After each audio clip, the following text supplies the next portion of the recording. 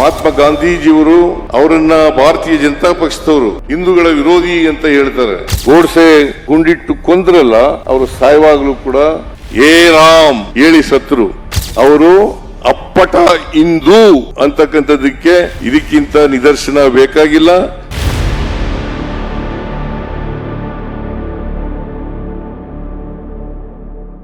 ಮಹಾತ್ಮ ಗಾಂಧೀಜಿಯವರು ಅವರನ್ನ ಭಾರತೀಯ ಜನತಾ ಪಕ್ಷದವರು ಹಿಂದೂಗಳ ವಿರೋಧಿ ಅಂತ ಹೇಳ್ತಾರೆ. ಅದು 100ಕ್ಕೆ 100 ಸುಳ್ಳು ಅಂತಕ್ಕಂಥದ್ದನ್ನು ಅರ್ಥ ಮಾಡ್ಕೋಬೇಕಾಗ್ತದೆ. ಯಾವಾಗಲೂ ಕೂಡ ಶ್ರೀರಾಮನ ಹೆಸರನ್ನ ಹೇಳ್ತಾ ಇದ್ದಂಥವ್ರು ಮಹಾತ್ಮ ಗಾಂಧೀಜಿಯವರು. ಅವರು ಸಾಯುವಾಗಲೂ ಕೂಡ ಗೋಡ್ಸೆ ಗುಂಡಿಟ್ಟು ಕೊಂದ್ರಲ್ಲ, ಅವರು ಸಾಯುವಾಗಲೂ ಕೂಡ ಶ್ರೀರಾಮ ಶ್ರೀರಾಮ ಅಂತೇಳಿ ಅದನ್ನ ಏ ರಾಮ್ ಏ ರಾಮ್ ಏ ರಾಮ್ ಏ ರಾಮ್ ಅಂತ ಹೇಳಿ ಸತ್ರು. ಇದಕ್ಕಿಂತ ಉದಾಹರಣೆ ಬೇಕಾಗಿಲ್ಲ. ಅವರು ಅಪ್ಪಟ ಹಿಂದೂ ಅಂತಕ್ಕಂಥದ್ದಕ್ಕೆ ಇದಕ್ಕಿಂತ ನಿದರ್ಶನ ಬೇಕಾಗಿಲ್ಲ, ಇದಕ್ಕಿಂತ ಸಾಕ್ಷಿ ಬೇಕಾಗಿಲ್ಲ ಅಂತಕ್ಕಂಥ ಮಾತುಗಳನ್ನ ಹೇಳಲಿಕ್ಕೆ ಬಯಸ್ತಾ ಇದ್ದೇನೆ.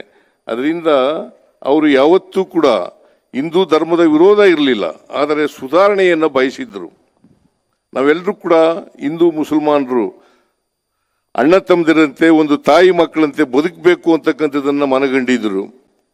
ಅವರು ಜೀವನದ ಉದ್ದಕ್ಕೂ ಕೂಡ ದೇಶಕ್ಕೆ ಬರೀ ಸ್ವಾತಂತ್ರ್ಯ ತಂದು ಕೊಟ್ಟಿದ್ದಲ್ಲ, ಸ್ವಾತಂತ್ರ್ಯದ ಜೊತೆಗೆ ಅವರು ಬಯಸಿದ್ದದ್ದು ಪ್ರತಿ ಸರ್ಕಾರ ಹೇಗಿರಬೇಕು, ಸರ್ಕಾರದಲ್ಲಿರ್ತಕ್ಕಂಥ ಮಂತ್ರಿಗಳು ಯಾವ ರೀತಿ ಇರಬೇಕು, ಮುಂದೆ ಈ ದೇಶ ಏನಾಗಬೇಕು ಅಂತಕ್ಕಂಥ ವಿಚಾರವನ್ನ ಜನತೆಗೆ ತಿಳಿಸ್ತಕ್ಕಂಥ ಪ್ರಯತ್ನವನ್ನ ಮಾಡಿದರು. ಆದರೆ ಭಾರತೀಯ ಜನತಾ ಪಕ್ಷದವರು ಗೂಡ್ಸೆ ಒಬ್ಬ ಮತಾಂಧ ಅವರನ್ನ ಗುಂಡಿಕ್ಕಿ ಕೊಂದ್ರು ಅಂತಕ್ಕಂಥದ್ದನ್ನ ಇವತ್ತು ನಾವು ಮರೀಲಿಕ್ಕೆ ಸಾಧ್ಯ ಇಲ್ಲ. ಅದರಿಂದ ನಾವೆಲ್ಲರೂ ಕೂಡ ಮಹಾತ್ಮ ಗಾಂಧೀಜಿಯ ಹಿಂದುತ್ವದಲ್ಲಿ ನಂಬಿಕೆ ಇಟ್ಕೊಂಡಿರ್ತಕ್ಕಂಥವ್ರು. ಅವರು ಸಮಾಜದಲ್ಲಿ ಒಡಕನ್ನು ಉಂಟು ಮಾಡತಕ್ಕಂಥ ಜಾತಿಗಳ ನಡುವೆ ಸಂಘರ್ಷವನ್ನು ಉಂಟು ಮಾಡತಕ್ಕಂಥ ಕೆಲಸವನ್ನು ಮಾಡ್ತಕ್ಕಂಥವ್ರು ಭಾರತೀಯ ಜನತಾ ಪಕ್ಷದವರು.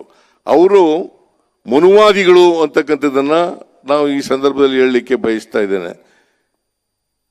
ನಮ್ಮ ದೇಶದ ಇತಿಹಾಸವನ್ನು ನಾವು ನೋಡಿದಾಗ ಅನೇಕ ಜನ ಸಾಧು ಸಂತರುಗಳು, ಸಮಾಜ ಸುಧಾರಕರುಗಳು, ದಾರ್ಶನಿಕರು ಅವರೆಲ್ಲರೂ ಕೂಡ ನಮ್ಮ ಜಾತಿ ವ್ಯವಸ್ಥೆಯನ್ನ ಖಂಡಿಸಿ ಅದರ ಬದಲಾವಣೆಗೋಸ್ಕರ ಪ್ರಯತ್ನವನ್ನು ಮಾಡಿರ್ತಕ್ಕಂಥದ್ದು. ಬಸವಾದಿ ಶರಣರಿಂದ ಹಿಡಿದು ಇನ್ನು ಅನೇಕ ಜನರು ಕೂಡ ಅದನ್ನು ಮಾಡಿರ್ತಕ್ಕಂಥದ್ದು.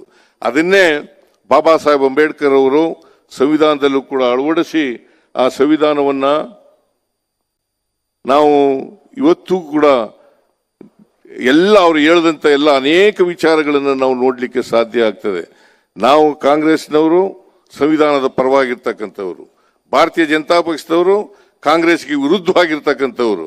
ಅದಕ್ಕೋಸ್ಕರವಾಗಿ ನಾವೆಲ್ಲರೂ ಕೂಡ ಸಂವಿಧಾನವನ್ನು ರಕ್ಷಣೆ ಮಾಡಬೇಕು, ಪ್ರಜಾಪ್ರಭುತ್ವವನ್ನು ಉಳಿಸಬೇಕು. ಸಂವಿಧಾನ ರಕ್ಷಣೆ ಮಾಡಿದ್ರೆ, ನಾವು ರಕ್ಷಣೆ ಮಾಡಿದ್ರೆ ನಮ್ಮನ್ನ ಅದು ರಕ್ಷಣೆ ಮಾಡ್ತದೆ ಅಂತಕ್ಕಂಥ ಮಾತುಗಳನ್ನು ಈ ಸಂದರ್ಭದಲ್ಲಿ ಹೇಳಲಿಕ್ಕೆ ಬಯಸ್ತಾ ಇದ್ದೇನೆ. ಭಾರತೀಯ ಜನತಾ ಪಕ್ಷದವರು ಸಂವಿಧಾನವನ್ನು ದುರ್ಬಲಗೊಳಿಸಲಿಕ್ಕೆ ಅನೇಕ ವರ್ಷಗಳಿಂದ ಪ್ರಯತ್ನವನ್ನು ಮಾಡ್ತಾ ಇದ್ದಾರೆ. ಅದಕ್ಕೆ ನಾವು ಯಾವತ್ತೂ ಕೂಡ ಆಸ್ಪದವನ್ನು ಕೊಡಬಾರದು ಅಂತಕ್ಕಂಥದ್ದು ನನ್ನ ಭಾವನೆ.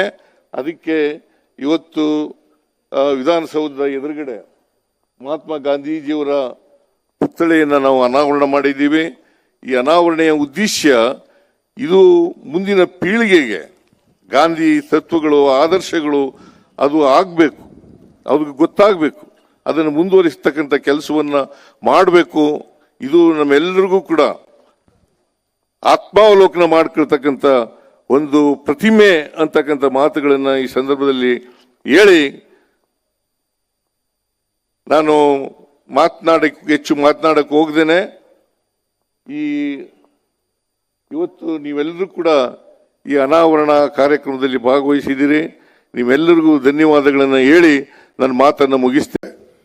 ಪ್ರಿಯಾಂಕಾ ಗಾಂಧೀಜಿಯವರು ನಾವು ನೋಯ್ಡಾ ಕಡೆ ಹೋಗಿ ಒಂದು ಗಾಂಧಿ ಪುತ್ಥಳಿಯನ್ನ ಇಡಬೇಕು ಅಂತ ಹೇಳಿ ಅದನ್ನ ಆ ಸುತಾರ್ ಅನ್ನತಕ್ಕಂಥ ಏನು ಒಂದು ಆರ್ಕಿಟೆಕ್ಟ್ ಇದ್ದಾನೋ, ಶಿಲ್ಪಿ ಇದ್ದಾನೋ, ಆ ಶಿಲ್ಪಿ ಹತ್ರ ಮಾತಾಡಿ ಬಂದೇವೆ. ಅದರಲ್ಲಿ ಅವರಿಗೆ ಒಂದು ಗಾಂಧಿಯವರ ಚಿತ್ರ ಬಹಳ, ಪ್ರಿಯಾಂಕಾ ಅವರಿಗೆ ಬಹಳ ಒಪ್ಪಿಗೆ ಆಗಿತ್ತು. ಅದು ಏನಂದ್ರೆ ಗಾಂಧೀಜಿ ನಿಂತಂಥದ್ದು, 2 ಮಕ್ಕಳು ಅವರ ಜೊತೆಯಲ್ಲಿ ನಿಂತಿದ್ದು, ಆ ಫೋಟೋವನ್ನು, ಆ ಮೂರ್ತಿಯನ್ನ ನೋಡಿ ಅವರು ಅದಕ್ಕೆ ಮೆಚ್ಚುಗೆ ವ್ಯಕ್ತಪಡಿಸಿದ್ರು. ಅಂಥದೇ ಮೂರ್ತಿ ನಾವು ಗುಲ್ಬರ್ಗಾದಲ್ಲಿ ಕೂಡಿಸ್ತಾ ಇದ್ದೇವೆ ಮತ್ತು ಅದು ಬಹಳ ದೊಡ್ಡ ಒಂದು ಕೆಲಸ.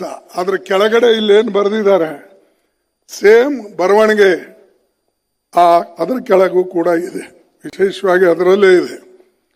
ಆದರೆ ನಿಜವಾಗ್ಲೂ ನಾನು ಧನ್ಯನಾದೆ. ಯಾಕಂದ್ರೆ 1924ರಲ್ಲಿ ಅವರು ಇಲ್ಲಿ ಅಧ್ಯಕ್ಷರಾಗಿ ಬಂದಿದ್ರು. ನನಗೂ ಕೂಡ ತಾವು ಕರೆಸಿ ಇಲ್ಲಿನ ಕಾಂಗ್ರೆಸ್ ಪಕ್ಷದವರು, ಇಲ್ಲಿನ ಸರ್ಕಾರ, ಇಲ್ಲಿ ಇರ್ತಕ್ಕಂಥ ಮುಖಂಡರು ಗೌರವವನ್ನು ಕೊಟ್ಟು ಒಂದು ದೊಡ್ಡ ವರ್ಕಿಂಗ್ ಕಮಿಟಿ ಮೀಟಿಂಗ್ ಇಲ್ಲಿ ನಾವು ಮಾಡಿದೆವು. ನಿಜವಾಗ್ಲೂ ಅಂಥ ವರ್ಕಿಂಗ್ ಕಮಿಟಿ ಮೀಟಿಂಗು ಮತ್ತು ಇಂಥ ಒಂದು ಸಂದರ್ಭ ಬಹುಶಃ ಇನ್ನು ಮುಂದೆ ಬರ್ತದೋ ಇಲ್ಲೋ ಗೊತ್ತಿಲ್ಲ. ಯಾಕಂದ್ರೆ ಪದೇ ಪದೇ ಒಂದೇ ಕಡೆ ನಾವು ಮಹಾತ್ಮ ಗಾಂಧಿಯವರ ಸ್ಟ್ಯಾಚ್ಯೂನ ಕೂಡ್ಸಕ್ಕಾಗೋದಿಲ್ಲ. ಇದನ್ನ ಇವತ್ತು ಇಲ್ಲಿ ಕುಂತಿದೆ. ಅದಕ್ಕಾಗಿ ಅದು ನನ್ನ ಕೈಲಿ ಇವತ್ತು ಉದ್ಘಾಟನೆ ತಾವು ಮಾಡಿಸಿದಕ್ಕಾಗಿ ನಿಮ್ಮೆಲ್ಲರಿಗೆ ಮತ್ತೊಮ್ಮೆ ನಾನು ಧನ್ಯವಾದಗಳನ್ನು ಅರ್ಪಿಸಿ ನನ್ನ ಮಾತು ಮುಗಿಸ್ತೇನೆ. ಜೈ ಹಿಂದ್, ಜೈ ಕರ್ನಾಟಕ.